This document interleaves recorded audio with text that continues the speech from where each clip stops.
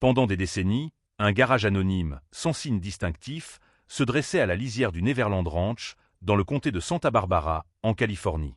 Verrouillé depuis la mort de Michael Jackson le 25 juin 2009, cet espace était entouré de mystères, une rumeur murmurée parmi les fans, les employés et les curieux.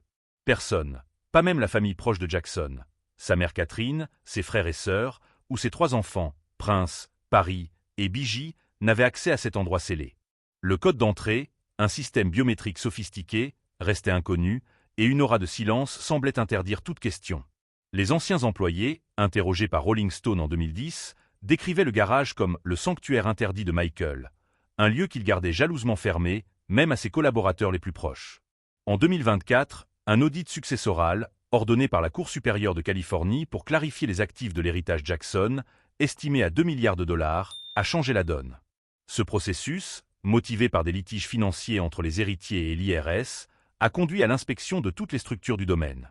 Lorsque les experts ont forcé la porte du garage, une plaque d'acier et de titane renforcée, équipée d'un verrouillage biométrique défaillant, ce qu'ils ont découvert a stupéfié le monde. L'intérieur, loin d'être un espace abandonné, était immaculé, comme si le temps s'était arrêté à l'instant où Jackson avait quitté Neverland pour la dernière fois. Pas de poussière, pas de rouille, pas de dégradation. Un musée vivant, une capsule temporelle de la vie et des obsessions de l'icône. À l'intérieur, une collection de véhicules rares, entretenus avec une précision maniaque, témoignait du goût de Jackson pour le luxe et le secret. Une Rolls-Royce Corniche turquoise de 1985, pneus gonflés, chrome étincelant, contenait une cassette de She's Out of My Life dans le lecteur, prête à diffuser sa mélodie déchirante. Une Rolls-Royce Phantom 6 noir mat, sans vitres arrière mais équipée d'écrans internes haute définition, semblait conçue pour un passager qui refusait d'être vu, avec une insonorisation digne d'un bunker. Une Cadillac Fleetwood de 1954, clin d'œil à l'âge d'or d'Hollywood, reposait à côté d'un fourgon Ford Econoline beige de 1993, modeste à l'extérieur mais transformé en studio mobile à l'intérieur. Murs en velours bleu nuit, plafond en miroir, fauteuil inclinable en cuir, écran intégré, et une console Super Nintendo fonctionnelle avec Super Mario Kart. Dans le compartiment secret de la Rolls-Royce Corniche, sous la banquette arrière, les experts ont trouvé une cassette étiquetée Private Mix et des notes manuscrites décrivant un album concept inédit, avec des titres comme Echo of Silence et Dream Unbound. Des caisses estampillées MJJ Productions, la société de divertissement de Jackson, contenaient des trésors, 200 chansons inédites sur cassette et disques durs, des paroles manuscrites, des esquisses de scènes pour une tournée mondiale avortée, et des correspondances privées avec des figures comme Quincy Jones, Diana Ross et Paul McCartney. Mais la découverte la plus troublante était une série de plans architecturaux, soigneusement pliés dans une boîte métallique. Ces documents, datant des rénovations de Neverland entre 1988 et 1993, révélaient l'existence de couloirs secrets, de murs insonorisés et d'une pièce scellée derrière le placard de la suite parentale de Jackson. Décrite comme une emergency enclosure ou inner reinforced space, cette pièce de 20 mètres carrés était équipée de murs en acier inifugé, d'une ventilation indépendante, d'une ligne téléphonique directe et d'un bouton d'urgence relié à l'équipe de sécurité. Les notes techniques précisaient un verrouillage manuel accessible uniquement de l'intérieur, rendant la pièce impénétrable de l'extérieur, même avec une clé maîtresse. D'anciens employés, interrogés par The Guardian en 2024, confirmaient avoir entendu parler de cette « panic room », conçue après des incidents d'intrusion par des fans obsessionnels dans les années 1990. Une femme, arrêtée en 1992 pour avoir escaladé les grilles de Neverland, avait été trouvée dans le jardin, affirmant vouloir rencontrer Michael pour toujours, selon le Los Angeles Times. Ces incidents avaient poussé Jackson à investir 3 millions dans des systèmes de surveillance, des caméras infrarouges et des barrières renforcées. Pourtant, les plans révélaient des détails plus troublants. Des couloirs dissimulés reliaient la pièce secrète à l'étage supérieur, où se trouvaient les chambres d'enfants invités et l'arcade, équipés de capteurs de mouvement et d'alarmes pour prévenir Jackson de l'arrivée de quiconque. Ces éléments rappelaient les descriptions de Wade Robson et James Safechuck dans le documentaire Living Neverland, 2019, où ils accusaient Jackson d'abus sexuels dans des espaces cachés du ranch. Safechuck mentionnait une « chambre au-dessus de l'arcade », avec un escalier étroit et une cloche d'alerte près du hall principal. Robson parlait de « seconde barrière » pour garantir l'intimité. Les plans découverts en 2024 semblaient corroborer ces détails, avec des annotations sur l'isolation acoustique et des panneaux anti-bruit dans les zones réservées aux invités. Un expert en sécurité, cité par Variety en 2024, décrivait les travaux comme « de niveau militaire » avec des murs 2 fois plus épais que nécessaire et un câblage électrique indépendant.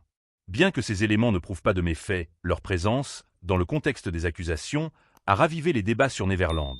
Était-ce un refuge pour un homme traqué par la gloire, ou un espace conçu pour dissimuler des secrets plus sombres?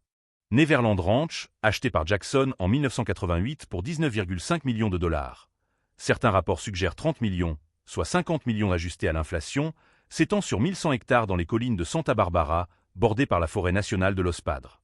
Anciennement Sycamore Valley Ranch, le domaine avait été développé par William Bone, un magnate de l'immobilier, qui construisit en 1982 une maison principale de 1200 mètres carrés dans un style normand français, avec des jardins formels, un lac de 5 hectares orné d'une cascade de 10 mètres, et des allées bordées de chênes centenaires et de cyprès. Jackson, inspiré par Peter Pan de J.M. Barrie, renomme le ranch Neverland et le transforme en un royaume féerique, dépensant 35 millions pour créer un parc d'attractions privées. Une grande roue, un carrousel orné de lumière, des manèges comme le Zippé, l'Octopus, le Pirate Ship, le Wave Swinger, le Super Slide, un roller coaster, et des autotamponneuses transforment le domaine en un Disneyland personnel. Un zoo privé abrite des éléphants, girafes, tigres, orang-outans, un python nommé Madonna, et un chimpanzé nommé Bubbles, qui dort parfois avec Jackson. Le Neverland Valley Railroad, avec sa locomotive à vapeur Catherine, nommée en hommage à sa mère Catherine, serpente sur 30 mètres de rails à travers des forêts artificielles plantées de pins et de saules. Une salle de cinéma de 50 places avec un projecteur 35 mm, un studio de danse avec des miroirs sur mesure, des salles de jeux vidéo équipées de bornes d'arcade comme Pac-Man et Street Fighter, et des pavillons pour les invités complètent l'univers. Jackson utilise Neverland comme un refuge personnel et un lieu d'accueil. Il y invite des enfants malades ou défavorisés via la Make-A-Wish Foundation, offrant des journées de jeux et de spectacles. En 1991, il y célèbre son mariage avec Lisa Marie Presley, une cérémonie discrète sous un chapiteau blanc avec 50 invités. En 1993, Oprah Winfrey y réalise une interview historique, diffusée le 10 février, vue par 90 millions de téléspectateurs, où Jackson évoque son enfance volée et son amour pour Neverland. C'est un endroit où je peux être un enfant.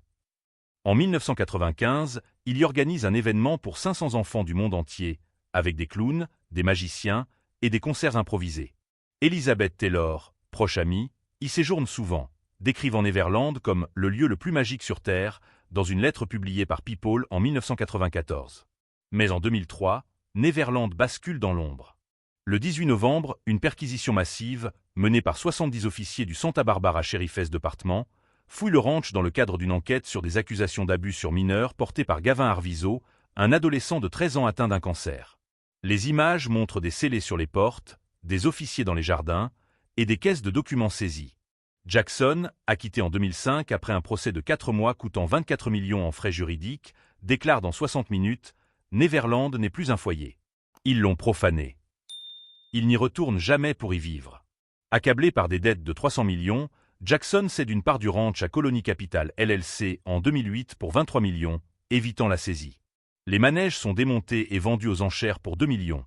Les animaux, dont les girafes et le python Madonna, sont transférés à des sanctuaires comme le Shambhala préservé. Le ranch, rebaptisé Sycamore Valley Ranch, tombe dans l'oubli. En 2015, une tentative de vente à 100 millions échoue, les acheteurs potentiels étant rebutés par l'histoire controversée. En décembre 2020, Ron Burkle, milliardaire et ancien conseiller de la famille Jackson, achète le domaine pour 22 millions, un prix dérisoire qu'il justifie comme une opportunité foncière dans Forbes.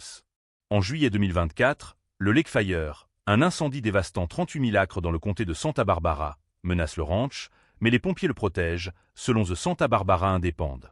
Des restaurations limitées, comme la réfection des jardins et du lac, sont entreprises, mais le ranch reste dans un état de semi-abandon, ni maison privée ni musée public.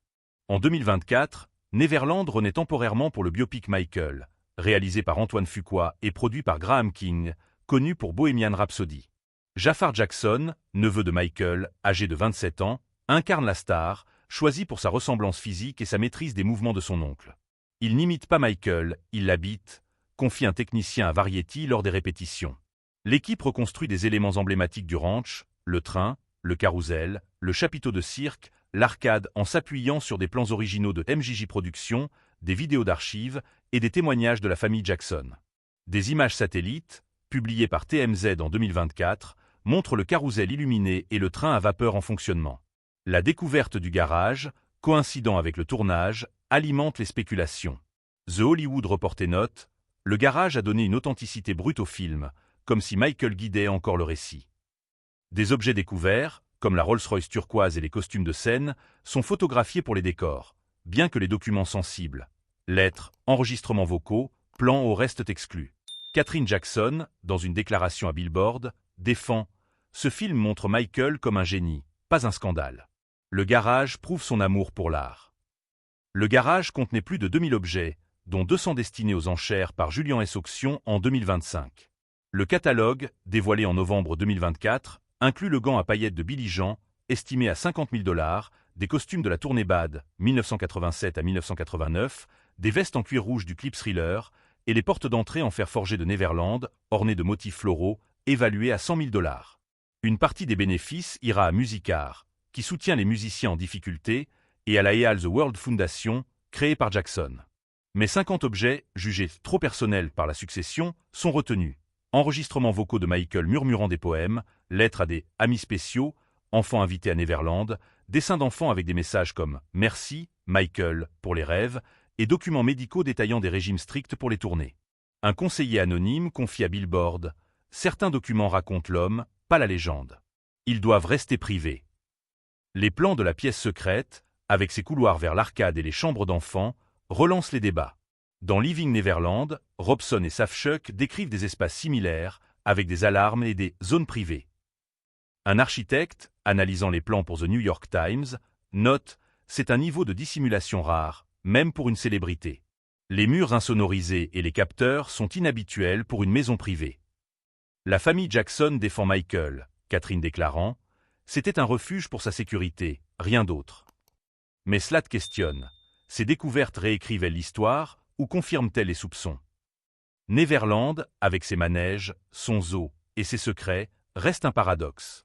Pour les fans, c'est le symbole de la générosité de Jackson, qui a offert des moments magiques à des milliers d'enfants via des organisations caritatives.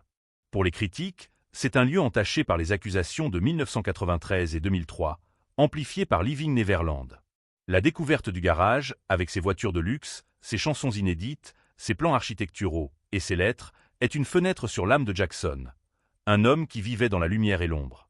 Était-il un génie protégeant son intimité face à une gloire écrasante, ou un homme cachant des vérités inconfortables? La succession, en retenant certains objets, semble vouloir contrôler le récit. Le biopic Michael, prévu pour avril 2025, mise sur la nostalgie et l'art pour réhabiliter Jackson, mais la pièce secrète et les couloirs dissimulés risquent de hanter l'héritage. Qu'en pensez-vous? Ces découvertes illuminent-elles le génie de Jackson ou assombrissent-elles Neverland? Partagez dans les commentaires, likez et abonnez-vous.